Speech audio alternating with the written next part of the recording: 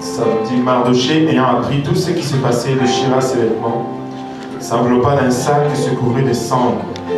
Puis il alla au milieu de la ville en poussant avec force des cris amers. Et se rendit jusqu'à la porte du roi dont l'entrée était interdite à toute personne revêtue d'un sac. Dans chaque province, partout arrivait l'ordre du roi et son édit. Il y eut une grande désolation parmi les Juifs. Ils gênaient, pleuraient, se lamentaient, et beaucoup se couchaient sur le sac et la cendre. Les servantes d'Esther et ses eunuques vinrent lui annoncer cela. Et la reine fut très effrayée. Elle envoya des vêtements à Mardochée pour le couvrir et lui faire ôter son sac, mais il ne les accepta pas. On va prier tous ensemble, Seigneur Jésus-Christ. Encore une fois, Père, nous voulons te remercier pour ton amour, ta bonté, ta miséricorde. Nous voulons te remercier pour le sang précieux que tu as versé pour nous, Papa. Notre prière maintenant, que ce sang nous couvre, Papa, que ce sang nous lave de toute souillure, de la chair, de l'esprit et de l'âme, Seigneur. Afin que nous puissions nous approcher de ton trône avec assurance, ô Père. Père, nous réalisons que nous sommes des hommes naturels, des hommes charnels pour qui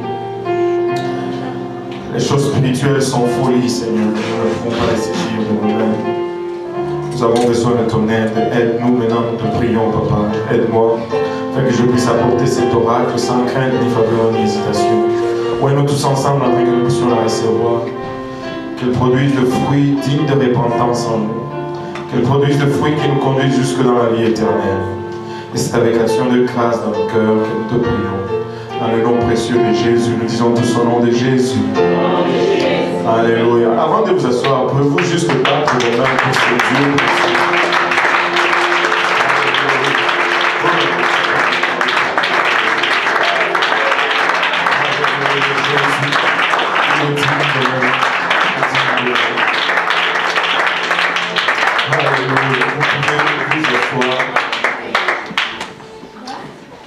Alléluia.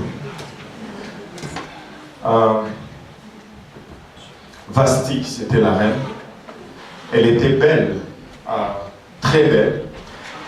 Elle s'est appuyée sur sa beauté. Sa beauté est un peu montée à sa tête et elle est devenue orgueilleuse. Et lorsque le roi l'a convoquée, alors qu'il était en assemblée avec les chefs des provinces, et elle a refusé de paraître devant le roi. Probablement, elle était un peu enivrée par sa beauté.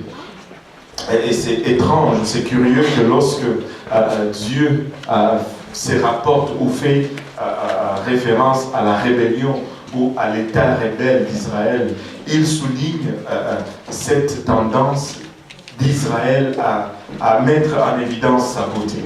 Quand Israël est décrit avec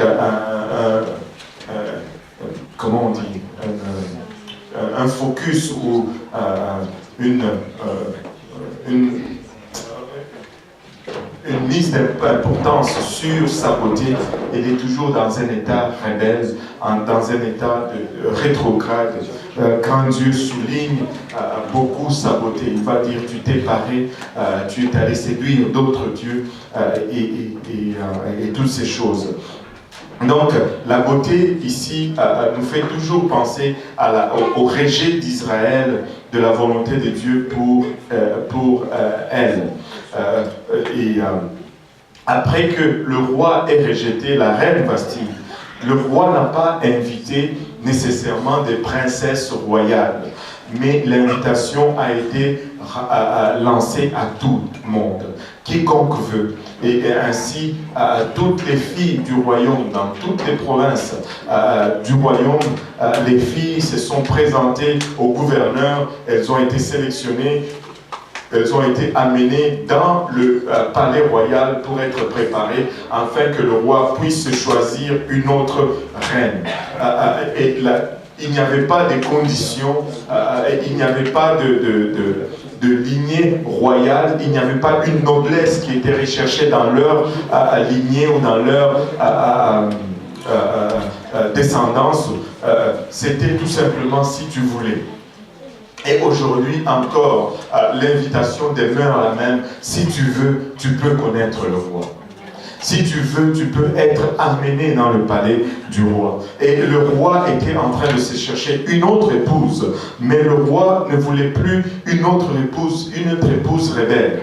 Vasti était mis dehors à cause de sa rébellion. Maintenant, le roi était en train de se chercher une reine qui allait montrer à tout le royaume comment obéir à ses commandements.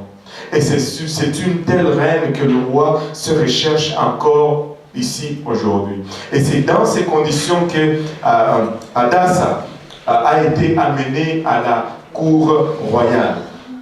Hadassa qui signifie myrte, qui est un arbre qui ne peut que croître jusqu'à une certaine hauteur, ne peut pas se déplacer du lieu où elle a été plantée.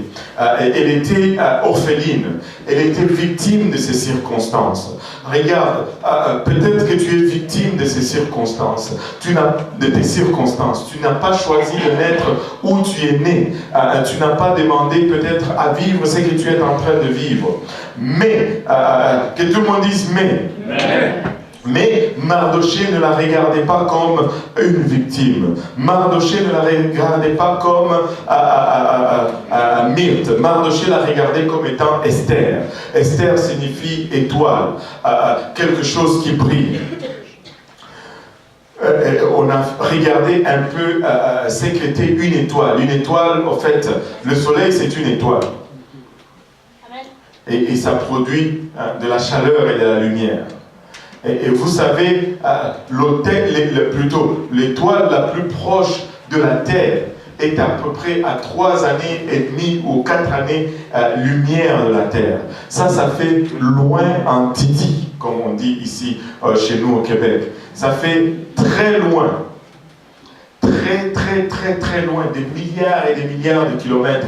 Mais néanmoins, on peut voir cette lumière. Imaginez-vous l'épaisseur des ténèbres, des milliards de kilomètres d'épaisseur des ténèbres.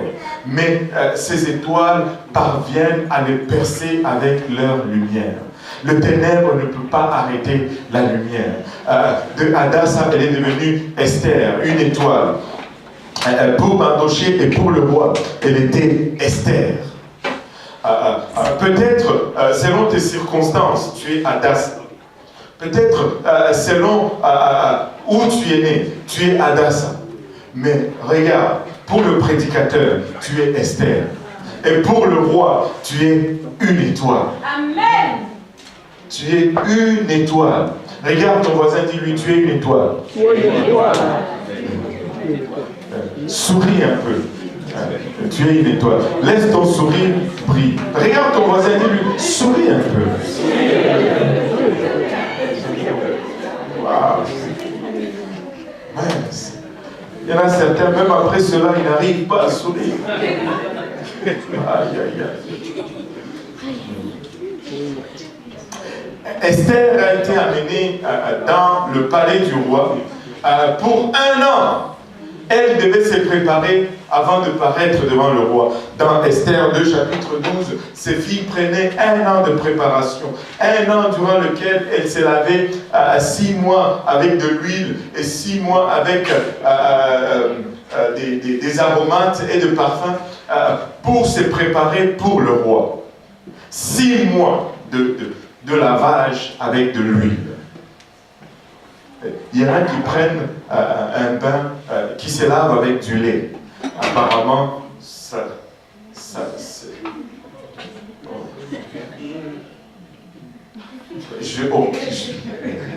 En tout cas, gardez vos commentaires, ok? Bon. Ça fait un bain très cher, je ne sais pas. En tout cas, moi je préfère le boire.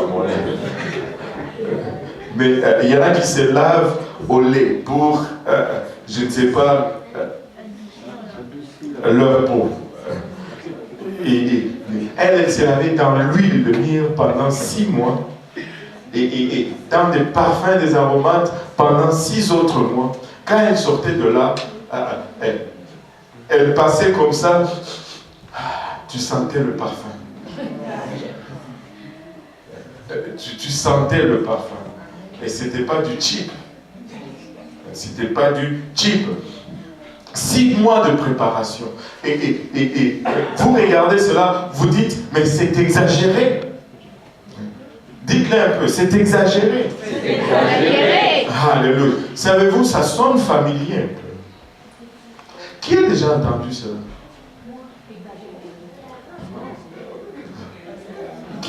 Vous exagérez un peu vous aussi. Est-ce qu'on vous a déjà dit cela?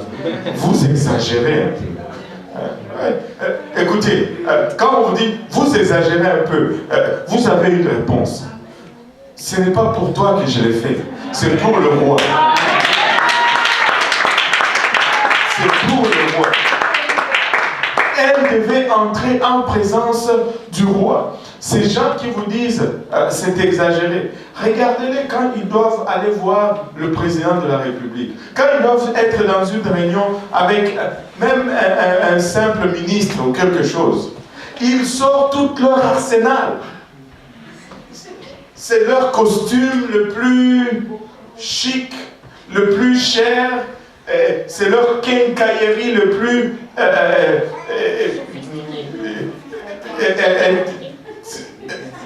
brillant. Ils avancent, tellement que... Et là, ils vous disent, c'est exagéré. Pour le roi. 6 mois de préparation avant d'aller voir le roi. Écoutez, tu ne peux rien faire pour Dieu qui soit exagéré. Je n'ai pas mis ce parfum pour vous, mais pour le roi. Mardochée était le type du prédicateur. Mardochée, c'est lui qui a amené Esther au roi. Il a regardé Esther, il a vu le destin dans Esther. Il a regardé cette fille de son oncle. Il a dit, il y a de l'avenir dans cet enfant. Et quand le prédicateur te regarde, il te dit, il y a de l'avenir en toi. Si je me tiens ici en train de te prêcher, c'est parce que je crois en toi. C'est parce que je crois dans un destin pour toi. Alléluia. Je ne suis pas resté jusqu'à 2 h du matin hier soir pour rien. C'est parce que je croyais en toi. Amen.